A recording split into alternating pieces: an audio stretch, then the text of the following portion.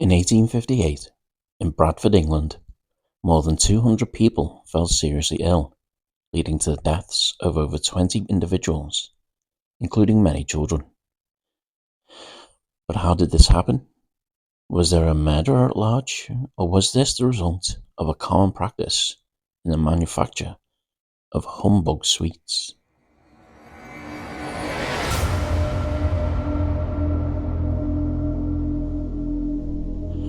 On the early morning of Sunday the 31st of October 1858, a police constable was summoned from his beat in Bradford to investigate the deaths of several local people, including a man named Elijah Wright and two children aged 9 and 14. Though many believe the deaths were due to cholera, the constable quickly made the connection between the victims and the humbug sweets produced locally and sold from a market stall by a man named William Hardiker, known by children in the community as Humbug Billy. Hardiker had purchased his humbugs from Joseph Neal, a respected and experienced confectioner who had run out of an ingredient known locally as daft.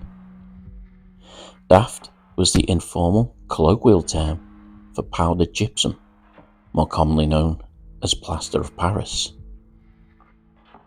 In powdered form, used in moderation, it is a flavourless ingredient used to replace some of the sugar, reducing the costs of the production of the sweets. This cost-cutting practice was common and not entirely untoward. At the time, sugar was very expensive and heavily taxed by the British government. The use of daft and other adulterants in sweets often meant the candy was much cheaper and so more affordable to the average Victorian.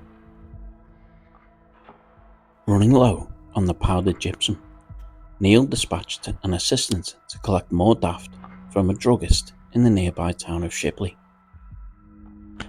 Though he asked for, and the druggist's assistant believed he was supplying the correct ingredient, unknowingly he was actually supplying him the very different substance, arsenic. Arsenic was a popular product for druggists who routinely supplied it for pest control and for ladies who used it to produce a more fashionable pale complexion. It could even be found on wallpaper and in racehorses who were given the substance as a stimulant. However, on this occasion, the daft and the arsenic were stored closely together and in poorly marked barrels. An inexperienced druggist's assistant mistook the one for the other, and so a tragedy became inevitable. The poisonings. One of the first people to become sick was Hardiker himself. He had noticed that his sweets were slightly darker than usual, and so tasted one. Soon after, once he became sick and began to feel the effects, he left an employee to run his stall while he went home. Even in his absence, given the high popularity of the lozenge in Victorian England, around 1,000 humbugs were sold over the course of the day. By the following morning, when Police Constable Campbell had begun investigating, deaths were already being reported around the town. Once the officer had deduced the source of the illness, he commendably raced to Hardiker's and Neil's to seize the remaining stock and even the broken, unsold rejects still held by Neil. Police then went to the druggist shop where Neil's assistant collected what he believed to be daft.